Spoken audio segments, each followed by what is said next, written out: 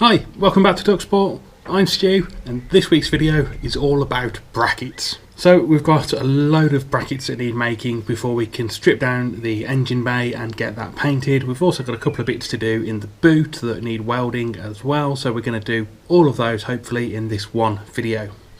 So what do we need brackets for? Well, we need brackets for the oil cooler, for the oil catch can, for the electric water pump and for the charge cooler.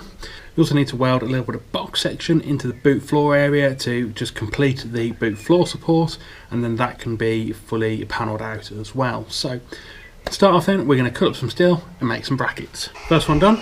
This one's going to be for the oil cooler. So that's going to get welded roughly in like that. So just run a couple of tacks along the back there, and then the oil cooler bolt through there and the other one down there.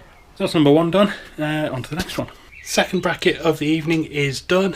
It's already fitted in the car because this one's just a bolt-in one, and I kind of had to fit it to make it. So it's just there. It's the charge cooler bracket. Obviously it needs painting still. It will come out when I strip out the engine bay. That's got like a charge cooler sat now without being supported on any blocks of wood. So I will need to make a second bracket for that. That's going to go off the front tube frame, but before I do that I need to make sure that the other rad is going to be able to fit, or to be made to fit. If not, obviously I'll need to tweak that bracket.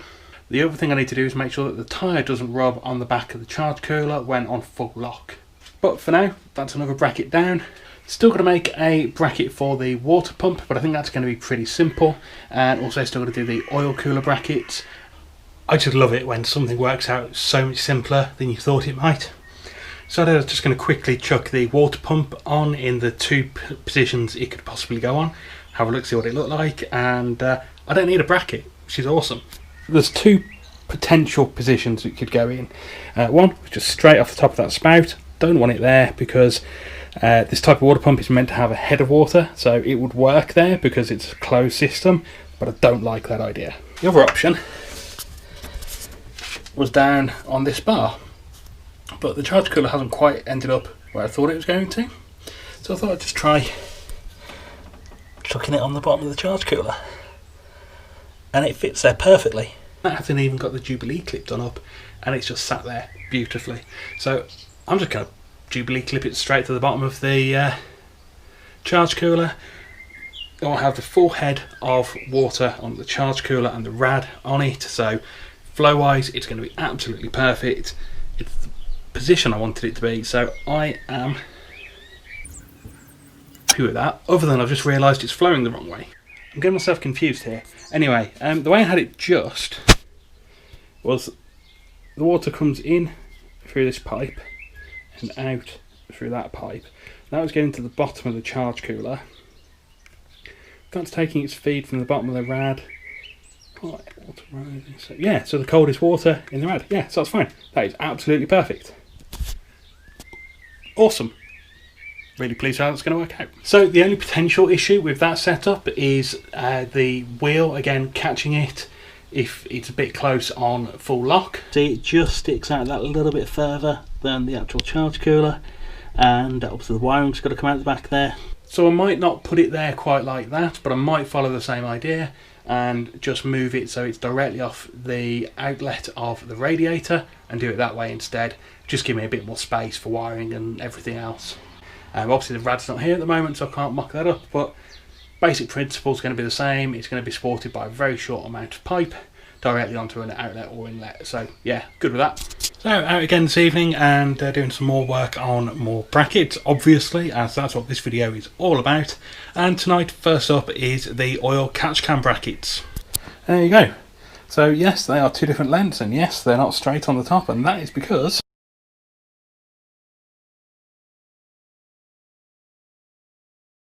don't know what's going on with the camera this evening, but I was saying the only bracket left to make now is the second bracket for the charge cooler, and I need to have a quick look and see how I think that one's going to work.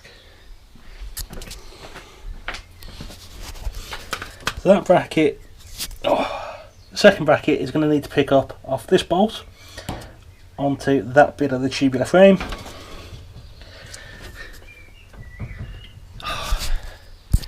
That's if I actually need it. That one bracket has got it pretty solid, and actually on the last setup I did only have one bracket on there. I think that might actually do. So with the brackets for the oil catch can made up now, the next job is going to be to start welding stuff into place, and that is a job for tomorrow. So I don't think I mentioned, I actually did manage to get my welder repaired, so today I am now going to be cracking on with doing some welding. We'll be welding the engine bay brackets so that I can start getting ready to strip all that down, clean it up and paint it. So just got the first of the oil cooler brackets mocked in place here with the magnet.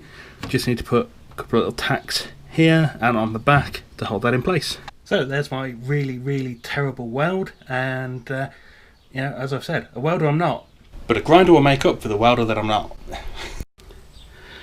Okay, so that's obviously the first one in, and then this one just needs tacking along there now. Not sure whether I want to lift that side a little bit though, more than it's can kind of go there. I think it wants to go there. There you go, so that's both of those brackets then stuck in place, and there's a bit of flex in the metal, but that's kind of expected. No flex actually at the weld though, which is all I could really hope for. I might have to put something from those bottom hole. I have to put something from the bottom holes down there, maybe to the inner wing or something, just to kind of reinforce that area, but yeah, for now that'll do. So the only other thing I've got left I need to weld on is the oil cooler bracket.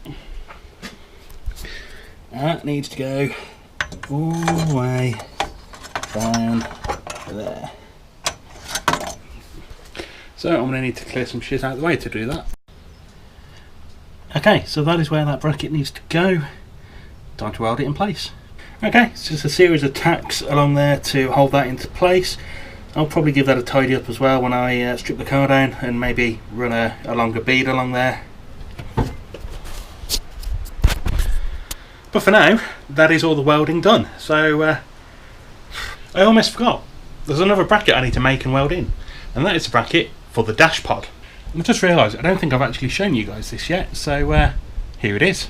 I was going to go for a 100E dash pod, but they're stupidly expensive and always turn up broken. And then this guy popped up. It's actually out of a Vauxhall Viva, but I think it's going to work really well. So we're going to have Speedo and Taco, and what I need to do is make a little bracket, picks up on those 2 points, that can then be tacked onto my column. Or I need to make a little bracket that will take a little hose clamp, like exhaust clamp U-bolt type setup, and bolt onto the column. Not decided yet, so maybe this is going to wait, and maybe this isn't going to go in the video I think it's going to go into.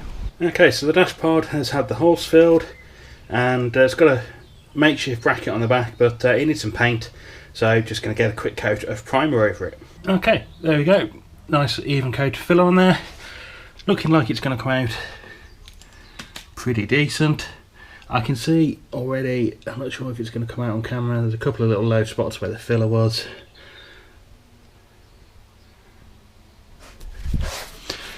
I think I can live with those though. I'll see what it looks like once it's dry, and I've got some more matte black on the way, which obviously everything in the interior is going matte black, so I might just chuck a coat on there, see what it looks like. If it works, it works. If it doesn't, I can just sand it back and put a bit more filler on it. There you go, that's the dash pod painted up in primer. Just like to show you the bracket. The bracket then is just a piece of alley angle bolted on. That bolt's far too long, just going to cut those down now. And then the idea is I'm just going to actually put a piece of sticky Velcro on there and Velcro that into place on the dash, so it's just easy to get behind should I need to. Why Velcro? Why not bolting it? Because bolting it's going to be a pain. Velcro is easy.